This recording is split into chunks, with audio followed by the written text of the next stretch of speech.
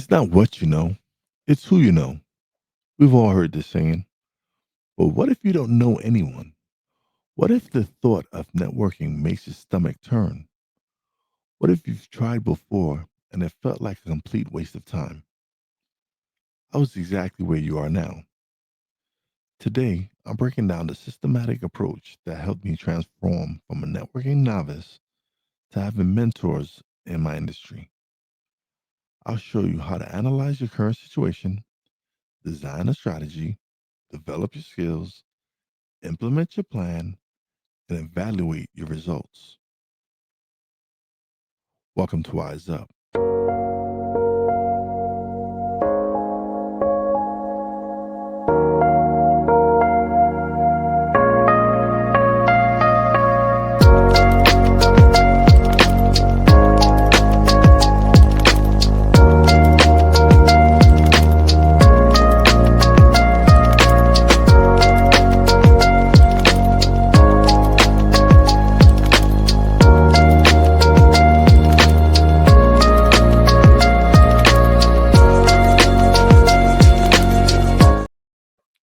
The networking crisis, analyzing your current situation. Let me tell you about James. He's a marketing specialist who had this problem that might sound familiar to you. James was really good at his job, creative campaigns, solid analytics, the whole package. But after 3 years at his company, he watched as other people with the same skills kept moving up while he stayed in the same position. I don't get it, he would say. I work just as hard. My portfolio is strong. I get good feedback. But somehow, when opportunities come up, I'm never the one who gets picked. The truth hit James during a team celebration for a colleague who got promoted. As everyone shared stories and inside jokes, he realized something painful. He was basically invisible at his company. Despite his strong skills, he had zero connections. He ate lunch alone, never joined happy hours, and barely knew anyone outside his immediate team.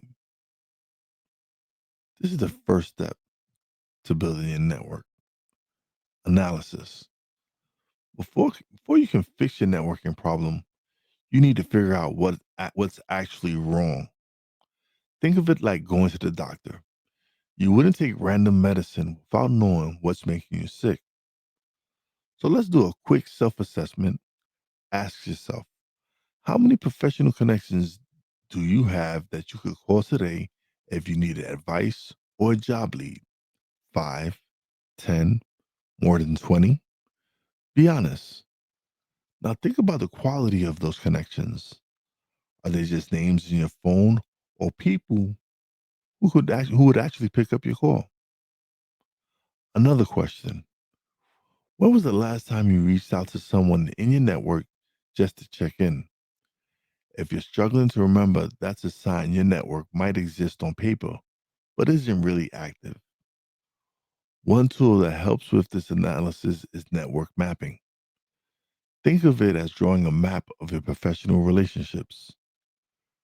Write your name in the middle of a paper, create branches from different areas, current job, past jobs, school connections, industry groups. Add names to each branch, and you'll quickly see where your network is strong and where it's weak. When James did this exercise, he saw that almost all his connections were just people from his college days. He had almost no current industry connections outside his immediate team. The visual made it clear where he needed to focus.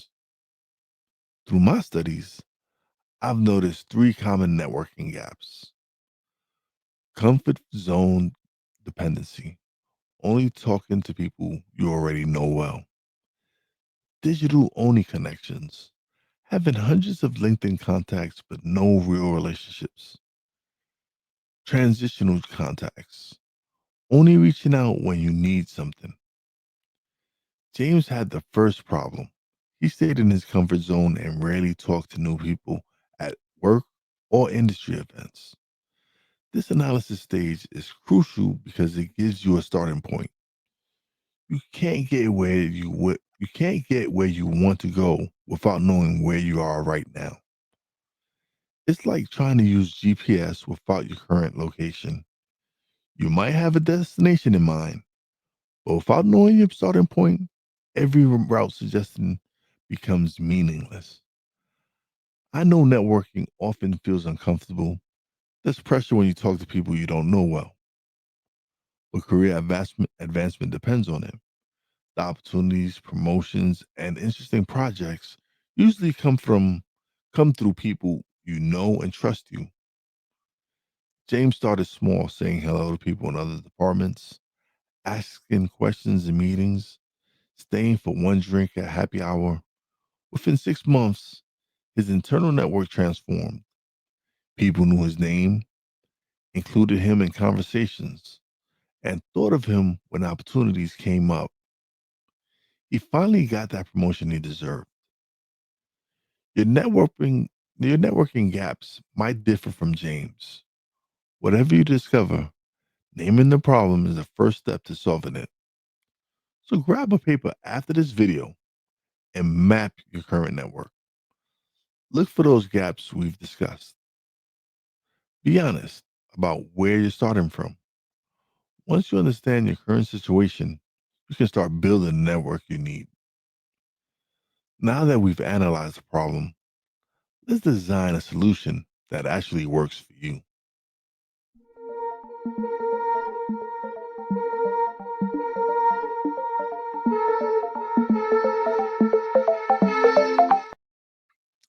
Designing your personalized networking strategy. Have you ever noticed how some people just seem to know everyone? You go to an industry event with them and they're waving and chatting with people left and right. Meanwhile, you're struggling to make even one good connection that doesn't feel awkward. What's their secret? The truth is, these natural networkers aren't using some magic formula. They've just found a way, they've just found a networking style that matches who they are. And that's what we need to focus on in this design phase. Creating a networking approach that fits your personality and goals. Here's where most people go wrong. They see someone who's great at networking and try to copy exactly what that person does. An introvert tries to work a room like an extrovert. A thoughtful, detailed person tries to be quick with small talk. It feels forced and uncomfortable. You'll abandon the effort before seeing results. I've found that most people fall into one of three networking personality types. First, they are connectors. These folks naturally bring people together. They have wide networks and love introducing people who might help each other. My friend Lisa is like this. She's always saying, "Oh, you should meet my colleague who does similar work." Then there are specialists. These people build deep expertise in one area and become the go to person for that topic. Their network might be smaller, but it's highly focused. They make connections by sharing their knowledge. My mentor built his entire network this way by becoming an expert in his field. Finally, there's the cultivators. These people prefer fewer, deeper relationships. They're great at keeping in touch and nurturing connections over time. They remember birthdays, follow up after meetings, and check in regularly with their core network. Which type sounds most like you? Maybe you're a mix. The key is working with your natural style, not against it. If you're a specialist, leverage industry forums where your expertise shines rather than forcing yourself to be the life of the party. Now, let's talk about setting clear networking goals. Vague goals like meet more people don't work. You need specifics. Are you looking for a mentor, trying to change industries, wanting to build relationships with potential clients? Write down exactly what you want to achieve. For example, Connect with 3 potential mentors in product management by the end of the quarter. Once you know your goals, you can choose the right platforms and venues. If you're in tech, maybe it's GitHub discussions and hackathons. If you're in finance, perhaps it's industry conferences and alumni events. Don't waste time in places where your target connections aren't hanging out. Consider the 80-20 rule of networking. Most valuable opportunities come from just 20% of your connections. Focus on quality over quantity. 5 solid relationships with people who know and trust you matter more than 500 LinkedIn connections who wouldn't recognize you. A weekly networking calendar helps tremendously. Even busy people can make this work. Monday, spend 20 minutes engaging on LinkedIn. Tuesday, reach out to one person you haven't talked to in a while. Wednesday, share something useful with your network. Thursday, invite someone to a virtual coffee chat. Friday, follow up with anyone you met recently. This takes about 30 minutes daily, but keeps your network active. Consistency is key. When your networking strategy matches who you are, it feels authentic. I remember trying to be super outgoing at events because I thought that's what networking was about. It felt terrible and it didn't work for me. When I switched to having thoughtful one on one conversations about topics I cared about, everything changed. People remembered me, they followed up, doors opened. Take time this week to identify your natural networking style and design around it. Write specific goals, choose your platforms, and create that weekly calendar. With your strategy designed, now let's develop the specific skills you need to execute effectively.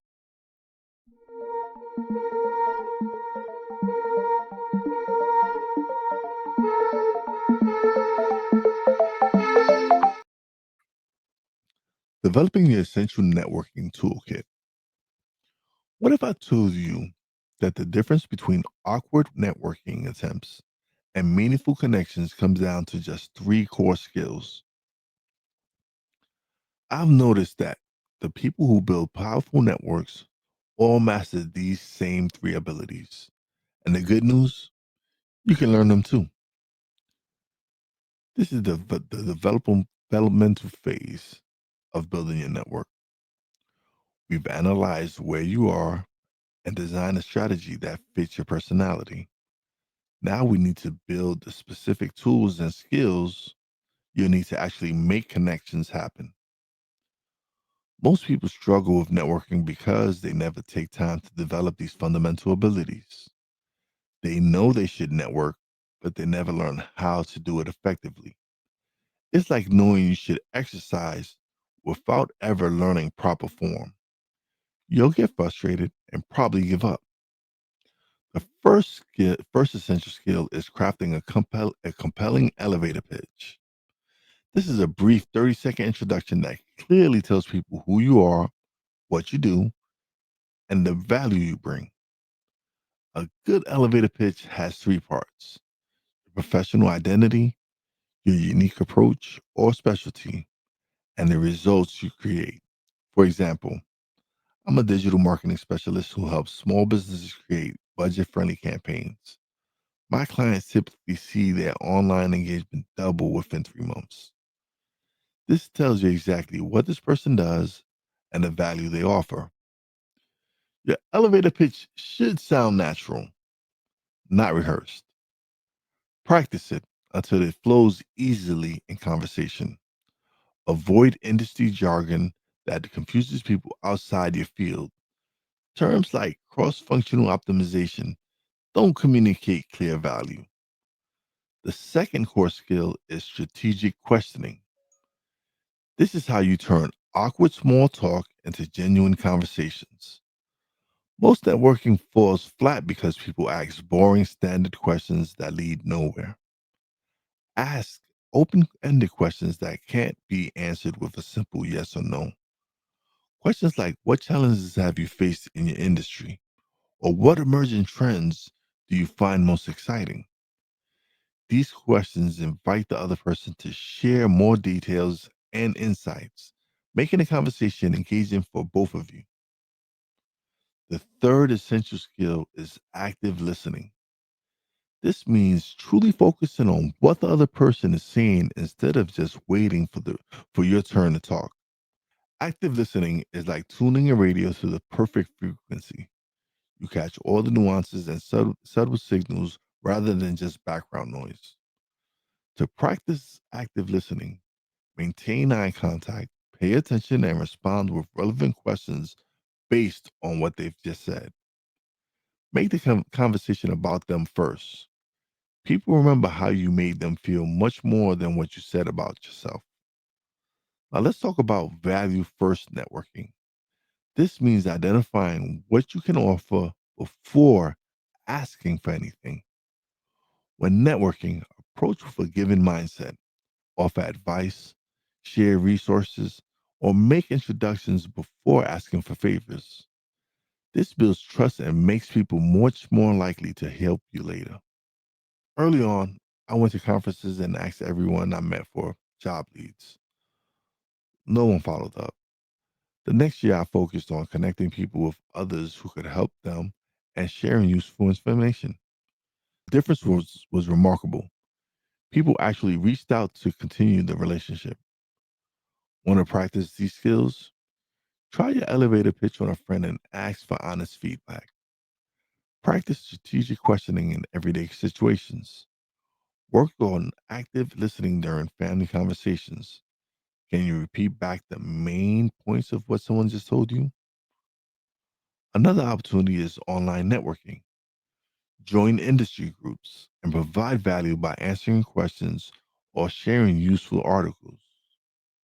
The stakes are lower and you can take time to craft thoughtful responses. These three skills form the foundation of effective networking. Combined with a value first approach, they transform networking from an awkward obligation to a rewarding exchange. Now that you've developed your networking toolkit, let's put it into action with a strategic implementation plan.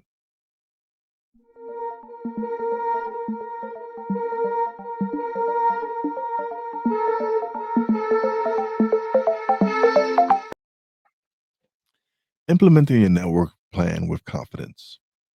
Remember James from earlier, the marketing specialist who felt stuck in his career? Well, after 6 months of actually implementing his networking plan, something crazy happened.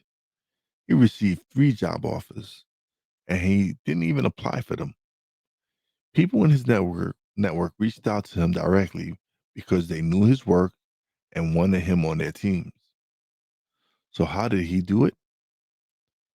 That's what this implementation phase is all about. Turning your networking plan into actual results. This is where most people get stuck. They understand they need to network. They might even have a good plan, but they never take consistent action. Implementation creates fear of rejection that holds many back. Concerns about unresponsive messages, appearing desperate, or saying something awkward at events can paralyze progress. I get it. I used to feel the exact same way. But the solution is having a step-by-step system that builds your confidence gradually. Let me share a simple 30-day implementation plan that worked for people. Day 1 through 10, reconnect with existing contacts. Send quick hello messages, ask about current projects, share brief personal updates. Days 11 through 20, request warm introductions. Ask trusted connections to introduce you to one new person in your target field. Days 21 to 30, attend one networking event. Challenge yourself to engage with three new people using the conversation skills we covered. This gradual approach builds confidence naturally. You begin with familiar connections before expanding to new relationships. If you deal with social anxiety at networking events, try these techniques. First, prepare 3 conversation starters beforehand, like what brought you to this event? Second, set a specific goal, such as I'll stay for 45 minutes and talk to 2 people. Third, focus on curiosity about others instead of self consciousness. Another powerful strategy is leveraging existing connections as bridges rather than building from scratch. List people you want to connect with, then check if anyone in your network knows them. When requesting an introduction, be specific. I'll love to learn more about the experience in healthcare marketing since I'm looking to move into that field. Would you feel comfortable introducing us? Now let's talk about the follow-up system, the technique that separates successful networkers from everyone else. After meeting someone new, send a personalized message within 24 to 48 hours that references your conversation and suggests a clear next step. For example, great meeting you at the conference yesterday. I really appreciated your insights about content marketing trends. I found this article that expands on what we discussed. Thought you might find it interesting. Would you be open to grabbing a virtual coffee next week to continue the conversation? This approach reminds them of who you are, provides immediate value, and creates a specific pathway to deepen the relationship. Research shows that following up within 48 hours increases the likelihood of continuing engagement by nearly 80%. To stay organized, create a simple spreadsheet tracking contact names, last outreach date, discussion topics, and following up timing. Set aside 15 to 20 minutes daily for networking activities. Consistency matters more than marathon sessions. I know implementation feels uncomfortable initially. James almost abandoned his first industry event from nervousness, but he pushed through, had 2 good conversations, and each subsequent networking step became easier. The key is taking the first small step and building on it. No one becomes a master networker overnight. It's still a skill that grows with practice, just like anything else. Implementation is just part of the process. Let's look at how evaluation helps refine your approach.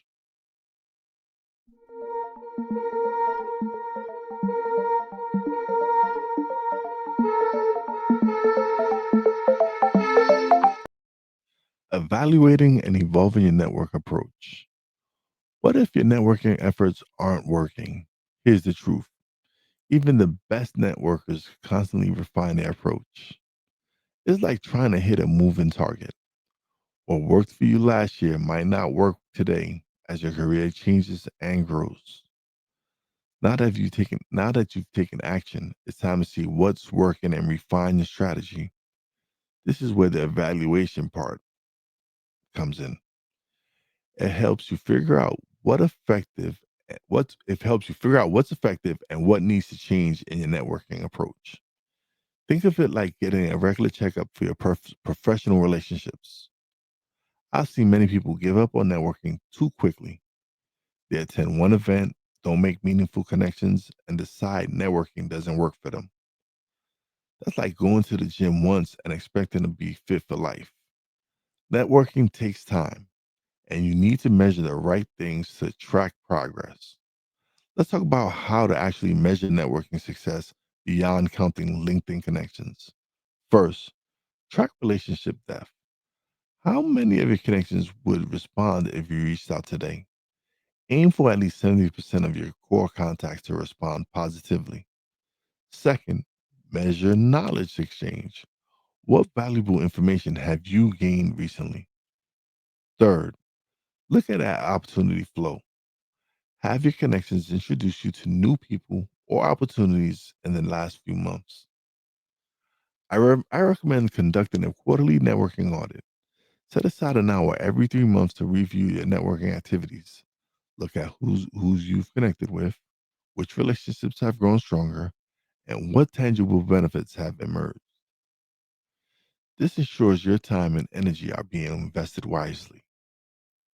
During your audit, categorize your connections into three groups: strong relationships, people who know and trust you; developing relationships, people you've met but need to build stronger connections with; and target relationships, people you want to connect with but haven't yet.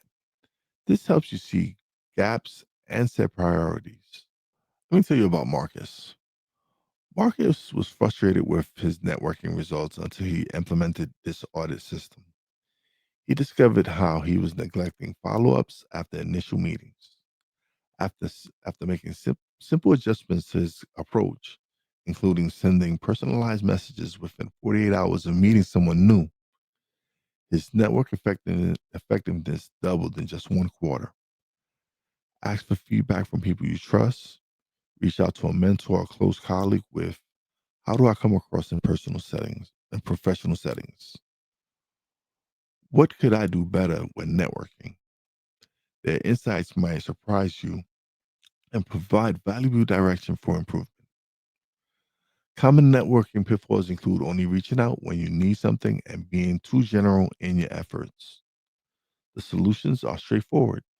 Set regular check ins when you don't need anything, and be strategic about who you connect with based on your career priorities. As your career evolves, your networking approach should change too. Early career professionals might focus on building a broad network and finding mentors. Mid career, you might need more peer relationships. In senior roles, your focus might shift to mentoring others and making strategic cross industry connections. If you're an introvert, don't force yourself into huge events. Focus on one conversations, online communities, or small group settings where you can contribute your expertise. What might be holding you back right now? Inconsistency, unclear personal branding, or fear? Set aside 15 daily minutes. Set aside 15 minutes daily for networking activities. Develop a clear way to communicate your expertise, and remember that everyone feels nervous sometimes. Start small, prepare conversation topics, and focus on being curious about others. Let's bring everything together and see how this systematic approach transforms your professional life.